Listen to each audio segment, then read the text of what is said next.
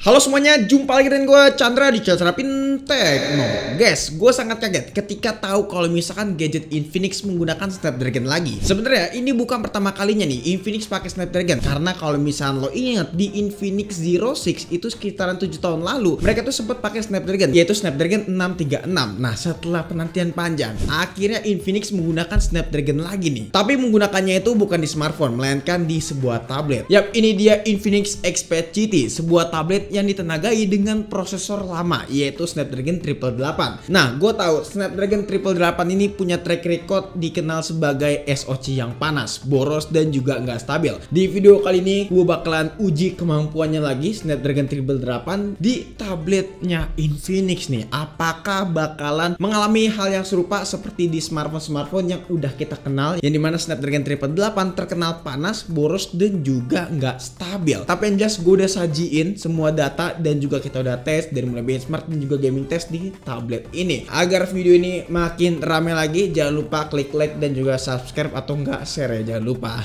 Sebelumnya kita bahas soal harga terlebih dahulu, yang dimana Infinix Xpad GT dijual sekitaran 6 jutaan untuk SRP-nya. Tapi kalian bisa mendapatkan harga yang sekitaran 5 jutaan dan kalian sudah mendapatkan bundling seperti pensil serta keyboardnya yang sudah punya trackpad keyboardnya nih. Ini menarik sih teman-teman ya. Untuk masalah harga memang sangatlah bersaing nih, seperti si Honor Pad 9 dan juga Xiaomi Pad 7 teman-teman. Secara tongkrongan Infinix Xpad GT ini mengambil DNA yang sama seperti Infinix GT 30 Pro yang punya bahasa ala gaming-gaming santuy gitu. Tapi yang gua nggak expect kalau misalkan BAM kameranya ini panjang banget. Mungkin bisa dikatakan hampir 2 kali lipatnya seperti BAM kameranya si Infinix GT 30 Pro teman-teman. Secara bobot juga tablet ini di angka 655 gram, jadi memang agak sedikit lumayan berat, apalagi kalau misalkan dipakein casing atau enggak dipakein keyboard, ya totalnya kurang lebih segitu. Nah, tapi hal itu tuh kita bisa wajari lah, karena memang ukurannya tablet ini di angka 13 inch. Ibarat kata ini sudah seperti standar sebuah laptop. Experience-nya sendiri memang menyenangkan, punya ukuran layar segede ini. Tapi disayangkan Infinix tidak memperhatikan di bagian resolusi. Secara spek resolusinya cuma di angka 2880 kali 1840 pixel. Sebenarnya ini resolusi yang cukup tinggi, tapi kalau diimplementasikan di layar 13 inch rasanya kayak kurang puas gitu. Apalagi panelnya yang masih pakai panel IPS 144 Hz, support SDR juga, dan brightness-nya yang cuma di angka 700 nits. Spek kayak gitu kayak spek pas-pasan dan standar aja bagi gua. Apalagi yang brightness-nya cuma di angka 700 nits, yang dimana kalau kita pakai di outdoor bakalan berasa kurang greget gitu. Yang kita bisa nikmatin paling cuma satu, yaitu di bagian speaker. Yang dimana speaker dari tablet ini punya 8 titik nih teman-teman, dan suaranya sih udah kenceng dengan bass yang berasa punchy gitu. Nah, tampilan OS-nya juga gue pengen komplain nih, karena berasa seperti tablet 1-2 jutaan, terutama untuk ikonnya yang dimana masih kotak-kotak kayak gini, sehingga kesan premium tablet itu berasa jauh dari ekspektasi gua. Dan gua hanya mempertanyakan kepada Infinix kenapa nggak menggunakan OS khusus yang dimana udah di custom sama pihak mereka. Fitur-fiturnya juga lagi dan lagi gua nggak menemukan hal-hal yang spesial di tablet ini. Ibarat kata tablet ini kayak HP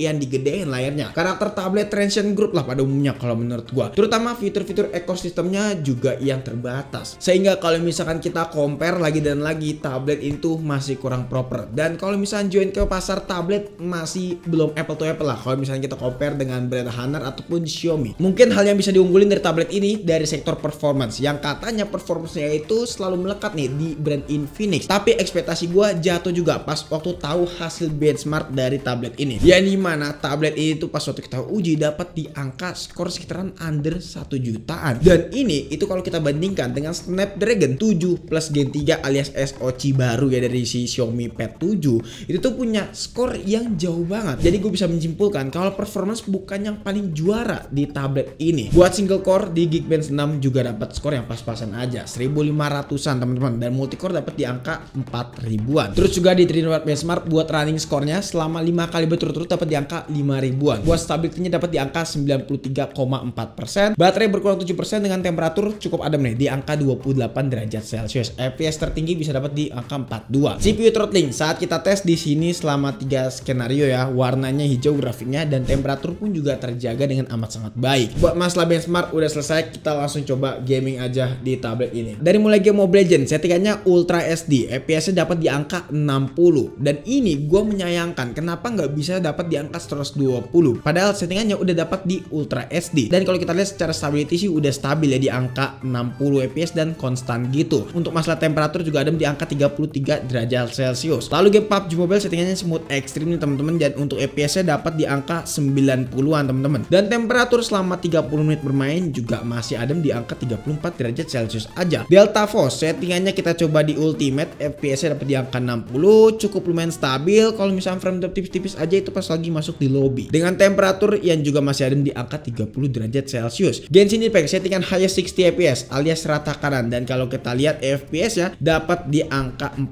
sampai 60-an FPS, tapi masih tergolong oke kalau menurut gue pribadi, dan juga buat temperaturnya di angka 40 derajat Celcius. Tablet ini memiliki performance yang unggul kalau menurut gue di keempat game yang udah kita coba. Gue sama sekali nggak komplain untuk performance-nya, terutama pas waktu kita main game di tablet ini dengan chipset Snapdragon 888 yang dimana memberikan experience yang oke dengan kebutuhan yang menurut gue kalau buat diajak gaming tablet ini gas-gas aja teman-teman. Yang terpenting untuk masalah baterai di sini kapasitasnya sih udah besar di angka 10.000 mAh teman-teman. Harusnya kalau lo pakai buat harian ini tablet bisa banget, bahkan bisa dipakai sampai 2 hari. Ya kalau ngecas juga nggak harus sering-sering banget. Jadi untuk kapasitas baterai 10.000 mAh bisa ngecover keseharian lo teman-teman harusnya. Ngomong-ngomong soal produktivitas, kita harus mengakui kalau misalnya Infinix masih kurang dari kata sempurna. Dari mulai gestur, di sini kita bakalan ngomongin ini dulu deh. Gue bisa sangat amat menyayangkan kenapa tablet ini kursornya agak sedikit delay. Terus juga gesturnya gue harus beradaptasi lagi. Pertama ada beberapa gestur yang berbeda. Kualitas keyboardnya sendiri sih memang udah cukup PW lah. Apalagi layarnya 13 inch, jadi ukuran space keyboard itu tuh nggak terlalu sempit. Kalau misalnya kita ngomongin tactile, ya memang nggak tactile banget. Nah untuk fitur-fitur connectivity nih ataupun ekosistem, ini fitur yang gue sayangin banget karena nggak ada di tablet ini. Ya kalau lo lihat kompetitornya kayak misalnya Honor Pad 9 dengan Honor Connect-nya, tapi tablet ini nggak ada fitur connectivity sama sekali. Fitur selebihnya apalagi? Ya benar-benar nggak ada. Ibarat kata lagi dan lagi kayak sebuah smartphone yang layarnya digedein. Kesimpulannya, Infinix harus banyak belajar kalau menurut gua. Ya bukan belajar dari segi penjualan tablet aja, melainkan mereka harus bikin tablet yang proper di harga 6 jutaan. Ingat, tablet ini bukan tablet murah teman-teman. Ini di harga 6 jutaan, dan lo kalau misalkan cek market harga 6 jutaan itu bisa dapat tablet yang udah proper buat diajak produktivitas atau enggak buat ngegame. Ya tablet ini memang disayangkan banget karena tidak ada fitur yang mendukung buat produktivitas, dan ini tablet bisa dibilang cuman menjual performance aja. Ya kita tinggal tunggu aja lah cara mainnya Infinix di dunia tablet itu gimana. Kita tinggal lihat tablet ini bisa proper atau enggak nextnya. Ya semoga bisa dibuat yang lebih proper, jadi bukan jual performance doang ya teman-teman. Jadi guys, mungkin cukup share aja video kali ini. Kalau misalnya kalian punya pendapat ataupun punya pertanyaan tentang tablet ini, kita discuss rame-rame di kolom komentar ya teman-teman.